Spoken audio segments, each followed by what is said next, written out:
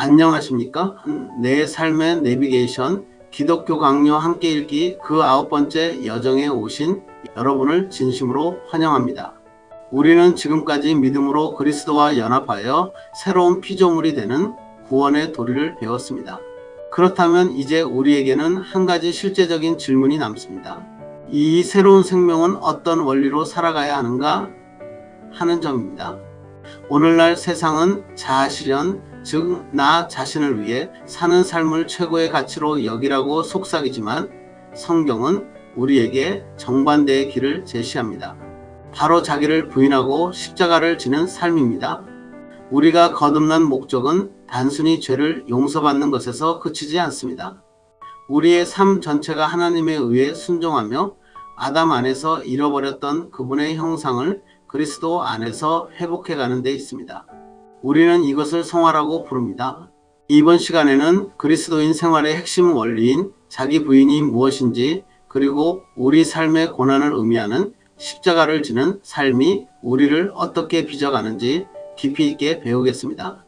오늘 강의를 통해 왜 우리는 우리 자신의 것이 아닌가라는 근본적인 질문에 답하고 내 이웃과 하나님을 향한 올바른 자기 부인의 태도를 정립할 것입니다. 또한 우리를 괴롭히는 고난이 사실은 우리를 멸망시키려는 저주가 아니라 하나님의 지혜로운 훈련 도구임을 깨닫게 될 것입니다. 첫 번째 주제는 그리스도인의 생활 규범입니다. 칼뱅은 우리가 왜 거룩하게 살아야 하는지 그 동기와 목표를 먼저 제시합니다. 우리가 선하게 살아야 하는 이유는 구원을 얻기 위한 조건이 아니라 이미 얻은 구원에 대한 당연한 반응이기 때문입니다. 성경이 우리에게 거룩을 요구하는 첫 번째 이유는 하나님과의 연합 때문입니다. 하나님은 내가 거룩하니 너희도 거룩할지어다 라고 명령하셨습니다. 거룩은 우리가 하나님과 연합하는 연결고리입니다. 두 번째는 그리스도를 본받기 위함입니다. 하나님께서 우리를 자녀 삼으신 목적은 우리의 삶이라는 거울을 통해 그리스도의 모습을 세상에 나타내는 데 있습니다. 세 번째 동기는 하나님의 은혜에 대한 감사입니다. 우리를 그리스도의 피로 깨끗하게 하시고 성령이 거하시는 거룩한 성전으로 삼으셨으니 우리는 그 은혜에 합당하게 우리 자신을 흠없이 보존해야 합니다. 거룩은 억지 의무가 아니라 나를 살리신 아버지께 드리는 가장 고귀한 감사의 예물입니다. 칼뱅은 엄중히 경고합니다. 복음은 단순히 입술로만 시인하는 혀의 교리가 아닙니다. 그것은 마음 깊은 곳에 뿌리 내려 삶 전체를 변화시키는 생명의 교리입니다. 물론 이 땅에 사는 동안 우리가 완전한 삶을 살아낼 수는 없습니다. 우리는 늘 넘어지고 비틀거립니다. 하지만 중요한 것은 포기하지 않고 목표를 향해 매일 조금씩이라도 전진하는 것입니다. 하나님께서 기뻐하시는 성도의 삶은 대단한 업적을 이루는 것이 아닙니다. 진실하고 단순한 마음으로 어제보다 오늘이 더 낫기를 소망하며 꾸준히 노력하는 그 마음을 보십니다. 한꺼번에 성자가 될 수는 없지만 성령을 의지하며 거룩을 향해 끊임없이 경주하는 것이 우리의 규범입니다. 두 번째 주제인 제2절 자기 부인으로 넘어가 보겠습니다. 칼뱅은 그리스도인의 삶을 관통하는 단 하나의 핵심 원리를 꼽으라면 주저없이 자기 부인을 선택합니다. 이것은 단순히 욕망을 참는 금욕이 아니라 내 삶의 주권을 이전하는 적극적인 결단입니다. 자기 부인의 가장 중요한 기초는 우리는 우리 자신의 것이 아니요 주의 것이라는 고백에 있습니다. 나를 위해 살려는 욕망은 우리를 파멸로 이끄는 무서운 독과 같습니다. 반대로 나의 이성이나 의지를 주인의 자리에서 내려놓고 하나님의 지혜와 뜻이 우리 삶을 주관하게 하는 것이야말로 가장 안전한 구원의 길입니다. 자기 부인은 이웃과의 관계에서 구체적으로 증명됩니다.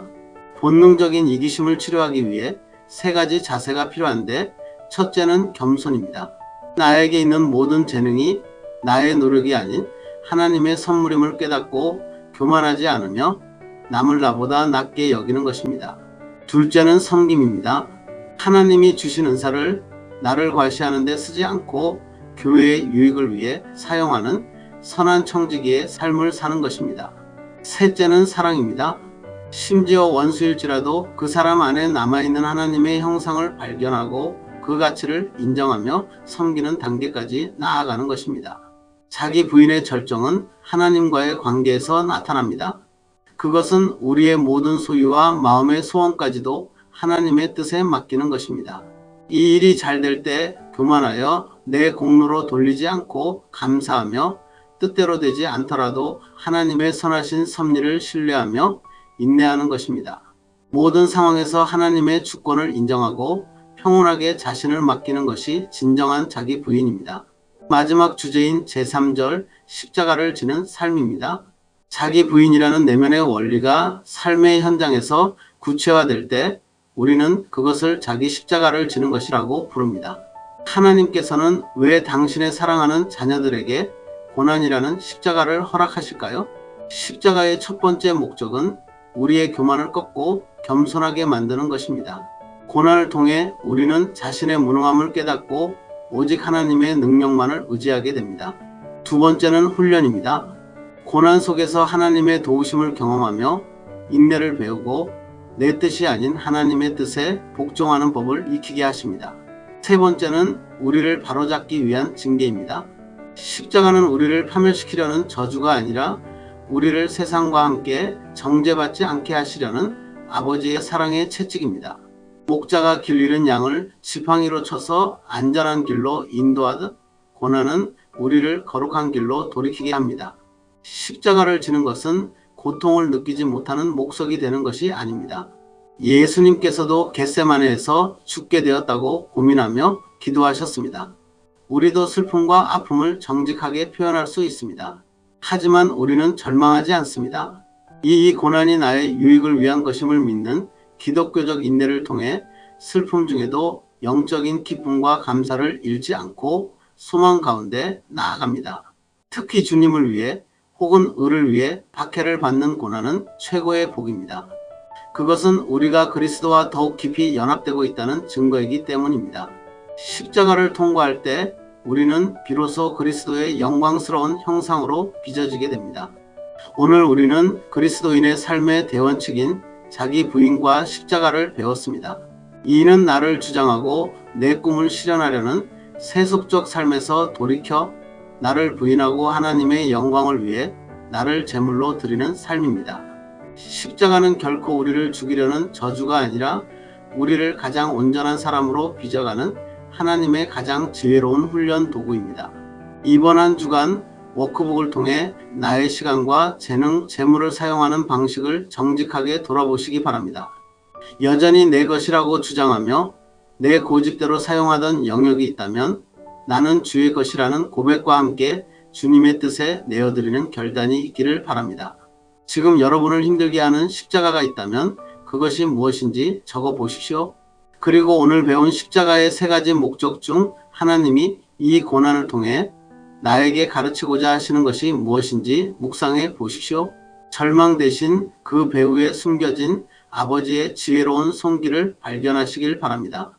거창한 고난이 아니어도 좋습니다. 내가 하고 싶은 말 대신 상대방의 말을 끝까지 들어주는 것, 나의 휴식 시간을 쪼개 이웃을 돕는 것, 불평하고 싶은 순간에 감사의 조건을 찾는 것, 이런 작은 자기 부인의 실천이 여러분을 그리스도의 제자로 성장시킬 것입니다. 자기 부인의 십자가를 넘어 부활의 기쁨과 평안을 누리는 복된 한 주가 되시길 축복합니다. 다음 주에는 하나님의 영원한 선택과 부르심에 대해 살펴보겠습니다. 수고하셨습니다.